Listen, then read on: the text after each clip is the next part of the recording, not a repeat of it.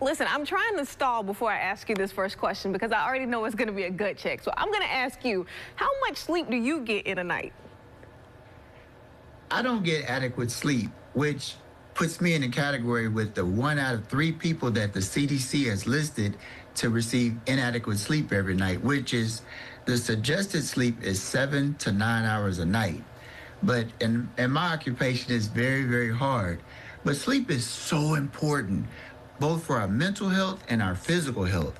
I want to tell you about a study that goes 10 years back and is still ongoing, where the researchers looked at individuals from 70 countries, 1.6 billion people, and they examined the effects of daylight saving time in the spring and in the fall. And what they noted in the spring, when people overwhelmingly reported losing an hour of sleep, they looked at the incidence of heart attacks the day after daylight saving time, where there was a 24% increase of people having heart attacks. There was also an increase of people having strokes, car accidents, increased anxiety, and suicidal attempts. But when they looked at the fall, when overwhelmingly 1.6 billion people reported having an extra hour of sleep, there was a decrease of 21% of people having heart attacks. There was a decrease in the number of people having strokes, anxiety, suicidal attempts, and car accidents. So this very strongly supports the fact that sleep is so important. Just 1 hour difference can make a drastic impact on our mental and our physical health. Gotcha. So I understand not getting sleep is very dangerous, but then somebody at home is probably saying, well, how do I get better sleep? Well, basically, you can look at your sleep hygiene if you're someone that's having problems. There's before sleep hygiene, during sleep hygiene, and after sleep hygiene. The before sleep hygiene involves trying to make sure that you don't take in any stimulants, if possible, at least five hours before you go to sleep.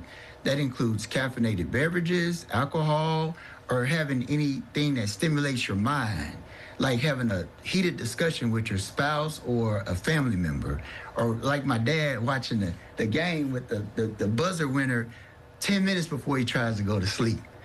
But also during sleep, you want to try to find a cool, quiet, uninterrupted, dark environment, because if it's interrupted, it's going to make it so that you don't get through the different stages of sleep to get that quality sleep you really need.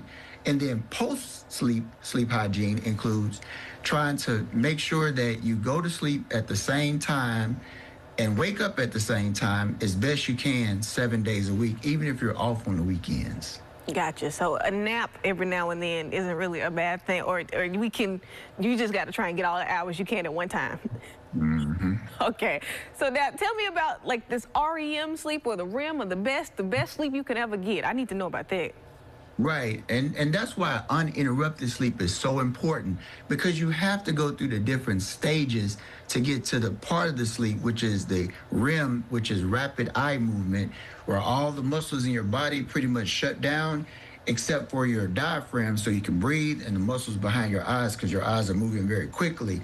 You have to go through the non-REM 1, 2, and 3, which could take up to 90 minutes or greater, depending on the person, to get to that REM. And when you get to that REM sleep, that's when your body releases all those hormones that repairs your muscle, your immune system, decreases your stress, makes your blood pressure better. If you're somebody without diabetes, it makes it so you're less likely to gain diabetes, or if you have diabetes, more likely for your diabetes to be controlled. That's the money maker, the REM. But like I said, you have to go through the different stages. Now, if you have a newborn child, of course the baby is going to wake up and your sleep is going to be interrupted. Then you have to start all over from REM 1, REM 2. You might not ever get to the quality sleep you need.